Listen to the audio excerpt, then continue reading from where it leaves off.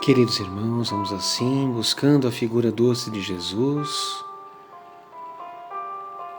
e agradecendo ao Mestre, amigo, por nos ajudar nesta caminhada, por estar sempre ao nosso lado, estendendo gentilmente suas mãos, nos auxiliando a que avancemos, mesmo com passos vacilantes algumas vezes, titubeando, mas o nosso desejo de seguir na direção do Pai, caminho este que Jesus nos ensina.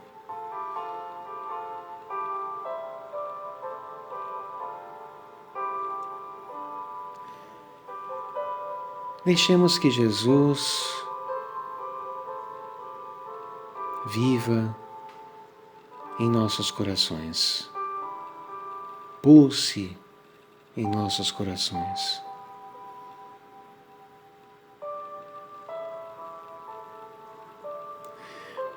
Para que, como o ensinamento do Evangelho que nos diz, feliz aquele que ama, pois não conhece as angústias do corpo nem as angústias da alma. Seus pés são leves, e ele vive como que transportado fora de si mesmo. Sozinhos, ainda é difícil para nós viver esse amor na íntegra e nos sentirmos assim transportados, mas deixando Jesus habitar em nós, tudo segue de uma maneira mais fluida, mais fácil.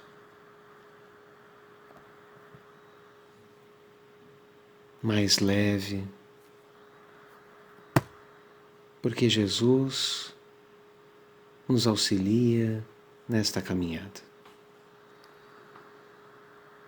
E com Ele, assim queremos permanecer. E agradecidos ao Pai da vida, nós assim dizemos: Pai nosso que estais nos céus, santificado seja o vosso nome. Venha a nós o vosso reino, seja feita a vossa vontade, assim na terra como nos céus. O pão nosso de cada dia nos dai hoje, perdoai as nossas ofensas, assim como nós perdoamos a quem nos tem ofendido. E não nos deixeis cair em tentações, mas livrai-nos, Senhor, de todo o mal. Que assim seja.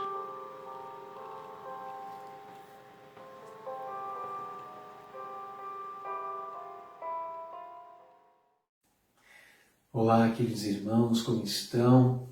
Que a paz do nosso Mestre Jesus, o amor de nossa Mãe Maria possa nos envolver, nos secundar, nos fortalecer na nossa caminhada, no nosso aprendizado do Evangelho. E hoje nós vamos então dar sequência ao nosso estudo dos ensinos e parábolas de Jesus, falando sobre uma parábola contida no Evangelho de Lucas, capítulo 15, que é a parábola da ovelha perdida. Então, nesta ocasião, temos que publicanos e pecadores desejam ouvir a Jesus. E dele se aproximando para ouvir a sua mensagem, alguns fariseus e escribas, murmurando, dizem: este homem, referindo-se a Jesus, acolhe os pecadores e come com eles. Então Jesus lhes diz uma parábola, dizendo: quem dentre vós, homens, que, possuindo 100 ovelhas e perdendo uma delas, não deixe as 99 no deserto e saia ao encontro daquela que se perdeu. E, ao encontrá-la, alegremente a coloca sobre os ombros e, dirigindo-se à sua casa, convoca então os amigos, a vizinhança, dizendo: alegrai-vos comigo, porque encontrei a ovelha que havia se perdido. E Jesus continua então o seu discurso dizendo que haverá no céu mais alegria para com aquela ovelha que se perdeu, ou seja, com aquele pecador que se arrepende, do que em relação aos 99 justos que não necessitam de arrependimento.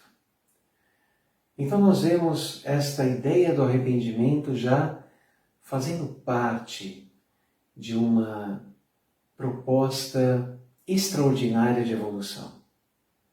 A partir desse instante, o ser humano, ele consegue ganhar um influxo de força, de auxílio maior, de assistência espiritual e também um impulso da sua própria alma no sentido da evolução, no sentido de permitir que o ser amor que ele é venha à tona, se manifeste e passe então a fazer parte da sua vida de relação. Permitir que o self, que o eu superior, que esse ser existencial que somos, dotados de amor, manifeste-se em sua plenitude. E o arrependimento é esse ponto que proporciona, que impulsiona esta senda evolutiva. E tem uma passagem que nós podemos também trazer para a nossa ampliação do entendimento, que diz respeito exatamente a esse ponto do arrependimento. Então conhecemos aquela passagem de Zaqueu. Então Jesus, quando entrava na cidade de Jericó, atravessando a cidade, havia ali então um homem Zaqueu, que tratava-se do chefe dos publicanos. E os publicanos à época eram os coletores de impostos do Império Romano.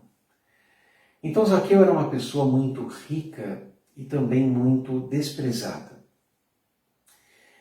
E chegado a exemplo de tantos outros personagens do Evangelho que encontram-se fatigados, cansados sobretudo da sua conquista exterior, então, valores, posses. Zaqueu, por exemplo, era um homem muito rico, mas até mesmo as moedas, as dracmas que ele oferecia eram rejeitadas pelos pedintes, porque ele não era visto de uma maneira adequada, idônea. Ele era mal visto na realidade. E Zaqueu, ele também tinha sua consciência maculada. Ele encontrava-se num momento de despertar de consciência, quando aquela nossa voz interior, esta consciência nossa, vai falando baixinho e vai nos convidando a um olhar diferente, a uma visão diferente, a uma postura diferente, a uma proposta diferente. E era exatamente assim que Zaqueu se encontrava. Então, nessa ocasião, Zaqueu vai ao encontro de Jesus, sabia que Jesus passaria por ali. Então, ele correndo, era de baixa estatura e havia muita gente, e não conseguia ver Jesus. Então, ele, muito sabiamente, avança um tanto mais, alguns metros adiante, e sobe então no sicômoro. Era uma árvore que dali ele poderia ver Jesus. E Jesus, passando, já sabia de quem se tratava.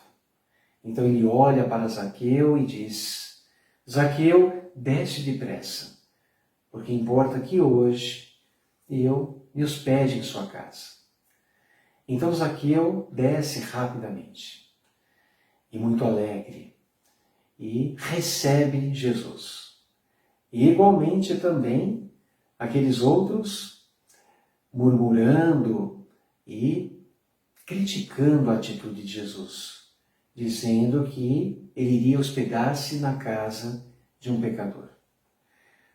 Como se a humanidade não fosse pecadora.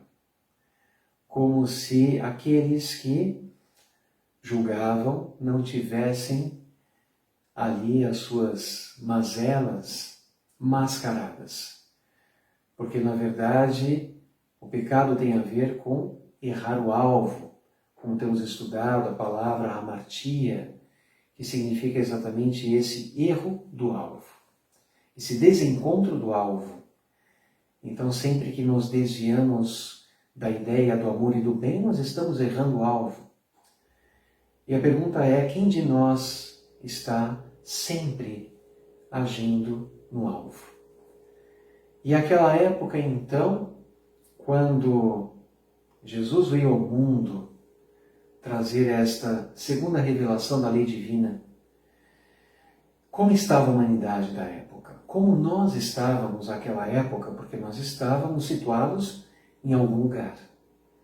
Certamente, de uma maneira muito menos evoluída, com entendimento muito menos dilatado do que hoje.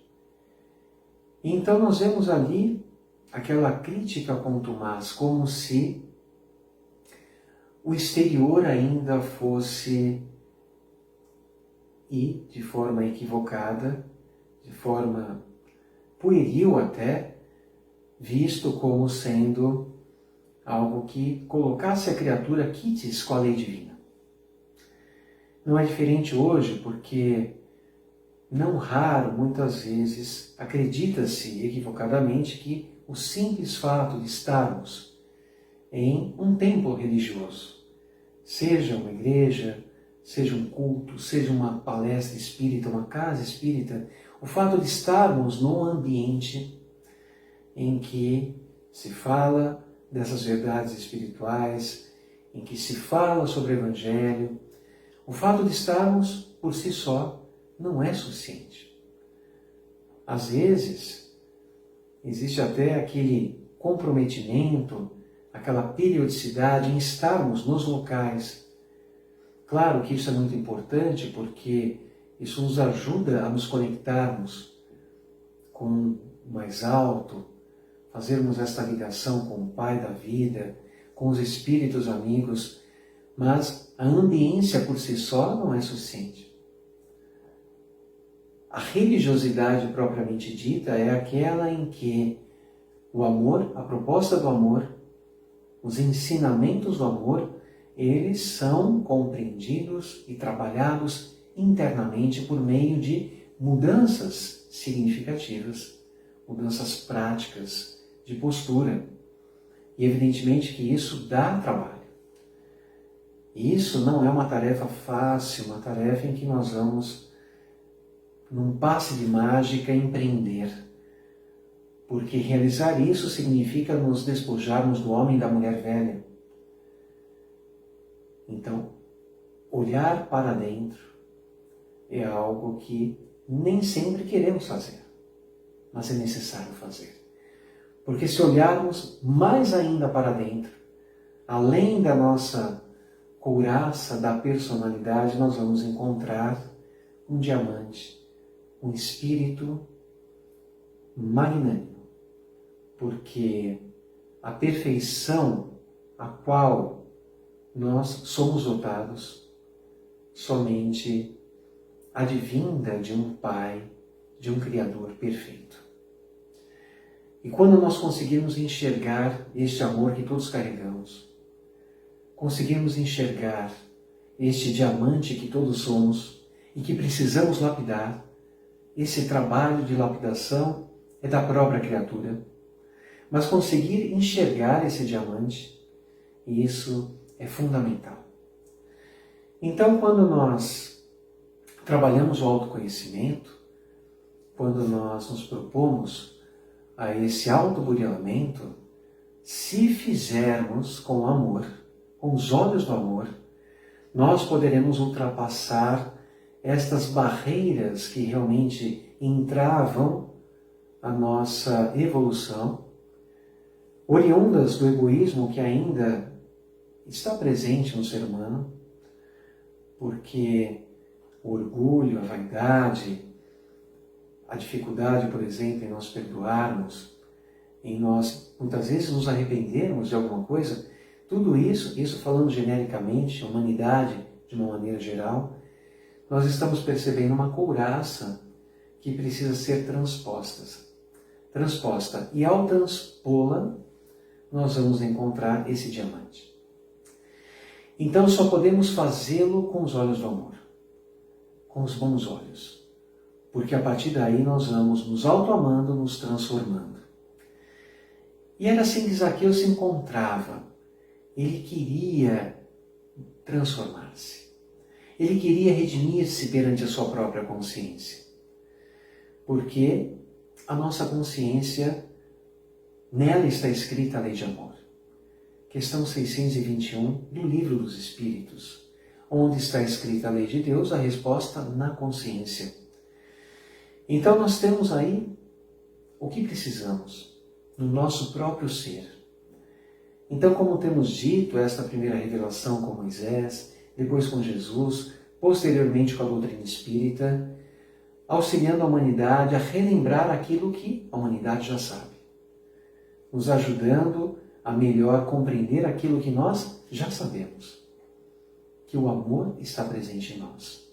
E a nossa consciência vai sempre nos convidar a movimentos que nos levem a melhores ações.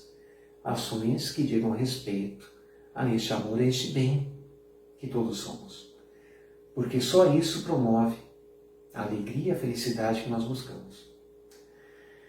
Então Zaqueu, nesta ocasião, ele recebe Jesus muito alegremente. E enquanto alguns criticavam Jesus por ir hospedar-se na casa de um publicano, Zaqueu, ao receber Jesus, a primeira coisa que ele diz é: Senhor, darei metade dos meus bens aos pobres e aquilo que houver defraudado alguém, pagarei quadruplicado. E então Jesus responde: hoje a salvação entrou nesta casa, porque este homem também é filho de Abraão. E ele diz que ele, Jesus, veio então salvar aquele que havia perecido. Isso está no Evangelho de Lucas, capítulo 19, essa passagem tão bonita de Zaqueu. Então nós vemos ali um homem arrependido, um homem que se propõe a reparar as suas mazelas. Inicialmente, o processo da sublimação do erro começa neste arrependimento. O arrependimento saudável, o arrependimento que leva o ser a esta renovação e a esta reparação. Não aquele arrependimento doentio que move o ser à culpa. A culpa é um estado emocional que atrasa, que atravanca essa possibilidade de desenvolvimento, de redenção do ser, de redimir-se perante a sua própria consciência. A culpa, ela ainda está atrelada a esta couraça da personalidade. Existe aí um desamor, porque a culpa, ela não tem os caracteres de sublimação, mas sim de autoflagelo, de autopunição. A culpa, ela encapsula a criatura naquele estado emocional e impede que dê um passo evolutivo à frente. Ao passo que o arrependimento é aquela tomada de consciência. A culpa doentia foi aquele estado que sentiu Judas quando deu-se conta de que os resultados das suas ações acabaram sendo outros. Então, Judas não esperava, não pretendia que esta prisão de Jesus acarretasse o martírio. Judas encontrava-se ainda iludido nesta ideia de que Jesus vinha salvar o povo hebreu por um caminho talvez belicoso, um caminho em que eles estavam acostumados, e na verdade Jesus veio para propor a paz, para propor autoencontro da criatura com ela mesma. Então Judas entendia que esta libertação do povo hebreu, desse jugo romano, dessa condição que o povo vivia naquela época, isso viria por meio de Jesus. Então ele não imaginou os resultados que a sua ação promoveria. E quando ele se dá conta de que não era aquilo, ele entra em culpa. E esta culpa foi avassaladora, tanto é que o leva à extinção da sua própria existência. E Jesus, como bom amigo, posteriormente vai ao encontro de Judas.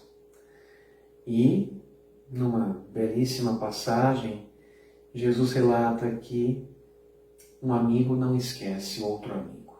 Então ele vai resgatá-lo.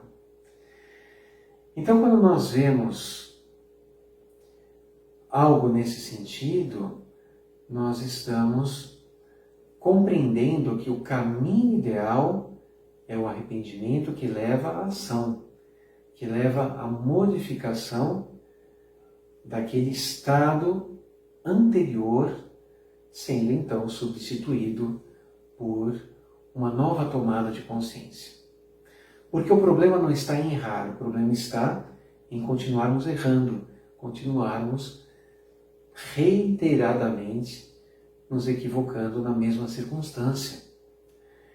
Então, quando pensamos em outros exemplos, como este de Zaqueu, como Saulo de Tarso, após encontrar-se com Jesus em espírito e ter a tomada de consciência, o arrependimento que o levou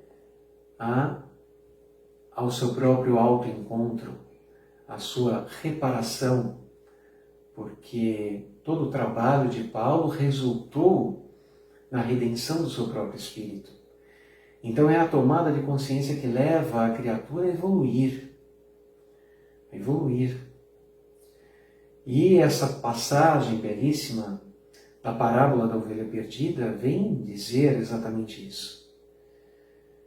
Que é importante para Jesus, que é muito importante para o nosso Pai, que a criatura humana tenha esta tomada de consciência. Caia em si. Perceba-se em equívoco, entretanto, convidando-a à autossublimação. Ou seja, a redenção espiritual ela tem a ver com o caminho sendo realizado por um nível de consciência que leve o ser a agir em conformidade com a sua própria essência amor. Fazendo o bem, nós apagamos o mal. Promovendo o bem, nós deixamos as faltas do passado no passado. E isso, a nossa própria consciência vai então tratando de transformar. Porque o pensamento por si só não é suficiente, é necessária a ação. Então, no momento, por exemplo, em que Zaqueu tem essa tomada de consciência, em que ele se arrepende, em que ele se propõe a dividir os seus bens, a reparar o mal que pudesse ter causado a outrem, ele está ainda no campo das ideias. O arrependimento já é orgânico já está presente, mas a proposta integral que leva o ser a redimir-se perante o erro ainda tem um caminhar, que é a ação efetiva naquela direção. Então Zaqueu precisaria colocar a mão na massa. Ele precisaria agir conforme ele se propôs a agir. E a partir desta ação, manter-se neste caminho. O caminho da retidão, o caminho do amor, o caminho do bem, o caminho da caridade. E a caridade, como temos estudado, começa conosco. E ao estar neste caminho, estamos sendo caridosos conosco. Nós estamos trabalhando a evolução do nosso ser. Então, esta bela passagem vem nos trazer esta ideia do quanto precisamos sempre refletir sobre o quanto nós estamos realmente engajados em trabalharmos sempre novas posturas e propostas quando percebermos que não estamos nesta sintonia, nesta proposta, neste caminho que tem a ver com o bem e com o amor. Então, na medida em que pensamentos, palavras e ações estejam desalinhadas com esta ideia do amor e do bem, com esta proposta de não realizar qualquer prejuízo a si ou a outrem, nós estamos então caminhando na proposta que temos de caminhar.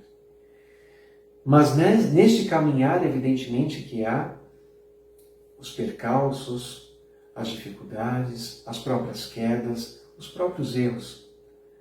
Erros estes que durante o caminho, se estivermos com estes olhos de ver, com esses ouvidos de ouvir, não é? Porque tudo isso que nós vamos estudando é algo que precisa fazer eco em nós, estar cada vez mais internalizado para que tenhamos a resistência espiritual de fazer melhor a cada oportunidade.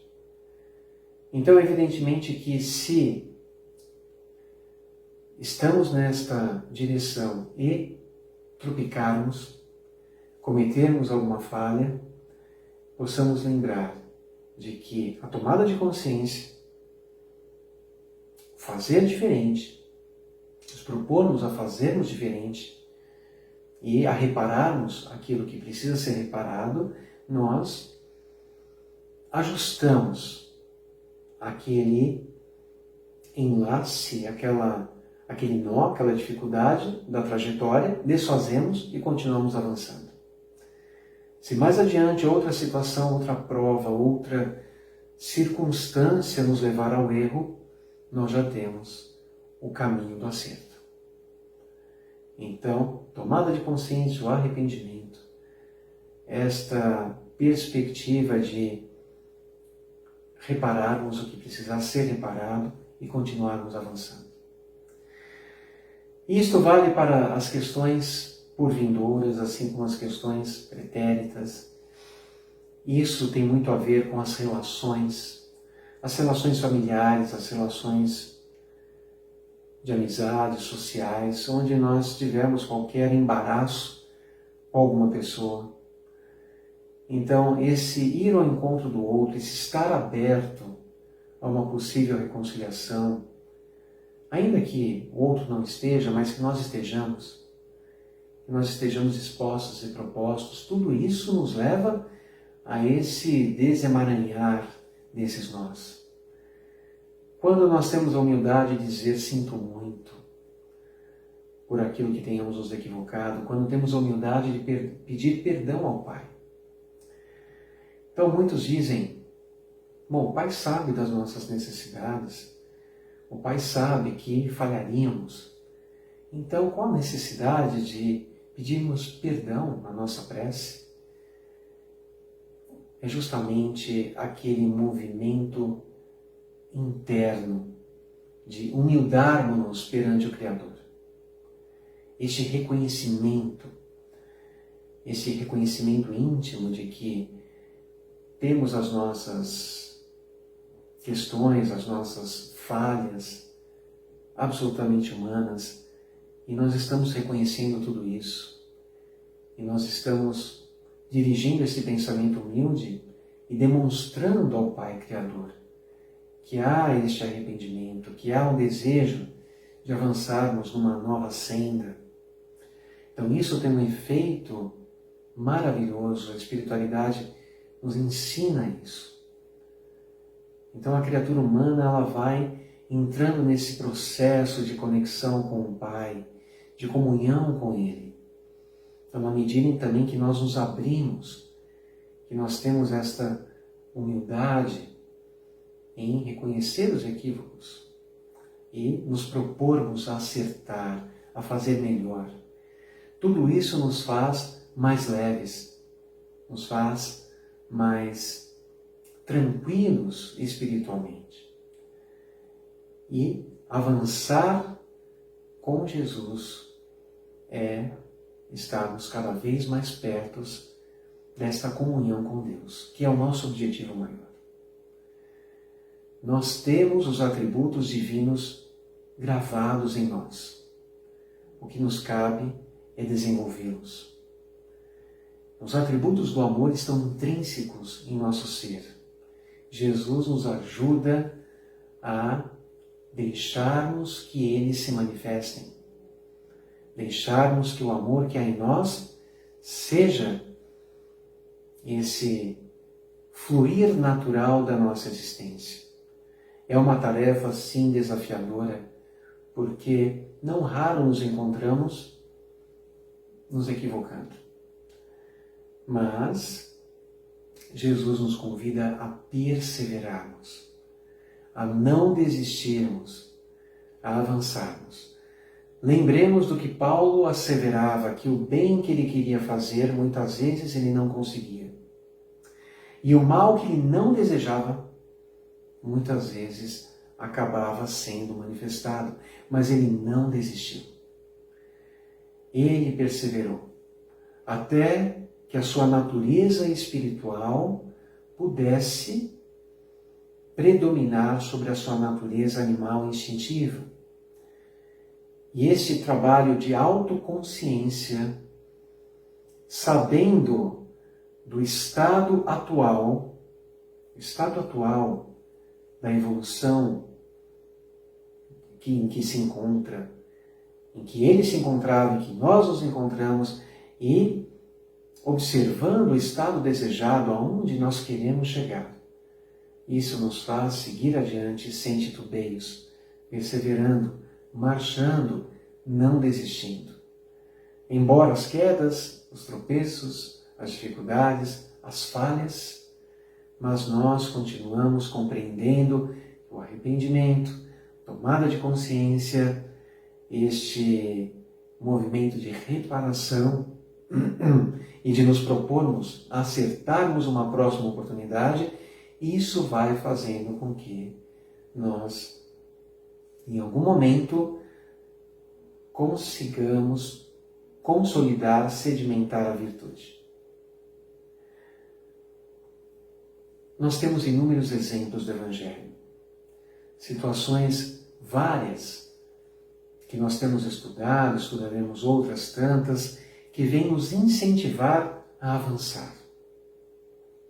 Quando vemos a figura de Saulo antes de se tornar Paulo, antes desse encontro com Jesus, o quanto se equivocou.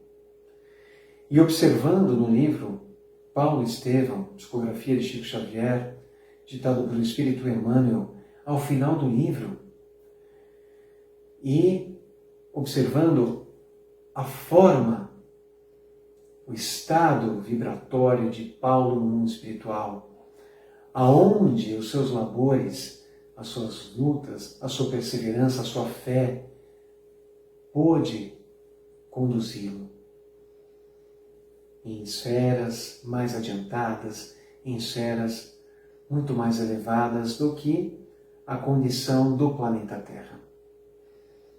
Então, resultado de esforço, de labor, de cultivo do próprio campo do espírito. Isso é um trabalho que exige jardinagem diária. E esse exemplo é um dos maiores exemplos de reforma íntima que nós temos. Juntamente com Maria de Magdala, temos dois grandes expoentes do Evangelho que nos ajudam a termos esse ânimo, esta força de avançar. Porque tratam-se de espíritos cuja vida, antes de conhecerem Jesus, podemos dizer, uma vida muito mundana, uma vida absolutamente humana, dentro desse contexto do ser humano, ainda nesta dualidade de luz e de sombra. Mas na medida em que nós vamos conhecendo a claridade do Evangelho do Cristo, nós vamos iluminando a sombra. Nós vamos transformando as imperfeições em virtudes.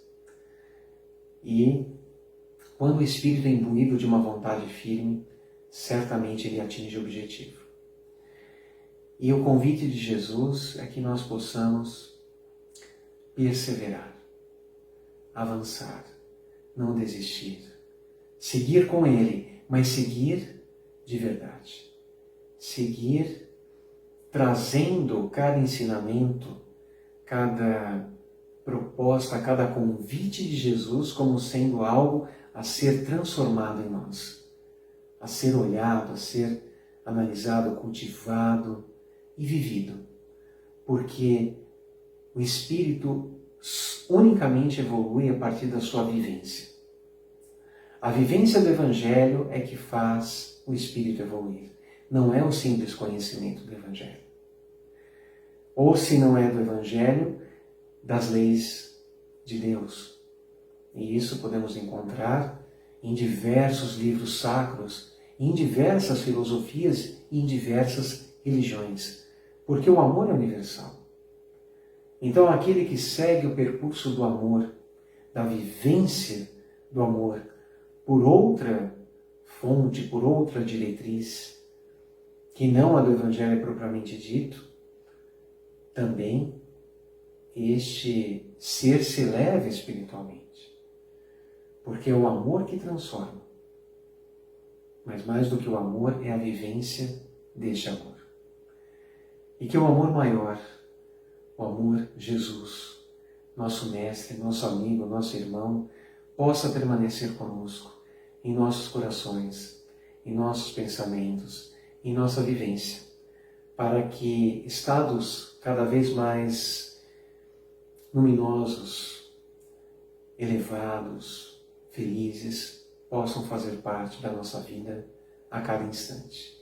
Porque a vida é preciosa, é bela e vale a pena ser vivida. Que a paz de Jesus permaneça com todos vocês. Um grande beijo. Fiquem na paz. E até semana que vem, se Deus assim permitir.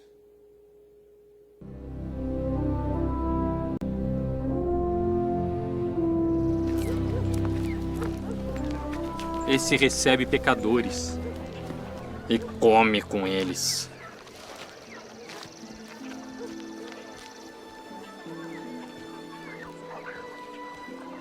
Que homem dentre vós, tendo 100 ovelhas, e perdendo uma delas, não deixa no deserto as 99 e vai após a perdida até que venha a achá-la?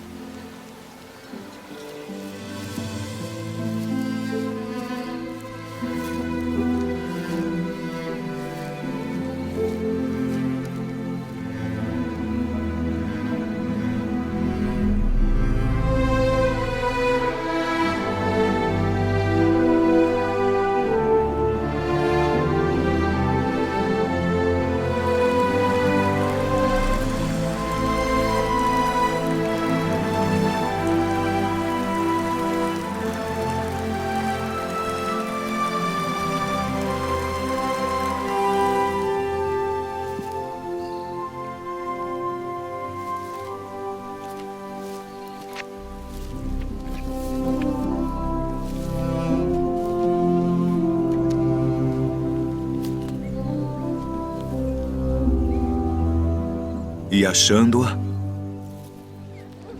a põe sobre os seus ombros jubiloso. E chegando a casa, convoca os amigos e vizinhos, dizendo-lhes: alegrai-vos comigo, porque já achei a minha ovelha perdida. Digo-vos que assim haverá alegria no céu por um pecador que se arrepende, mais do que por 99 justos que não necessitam de arrependimento.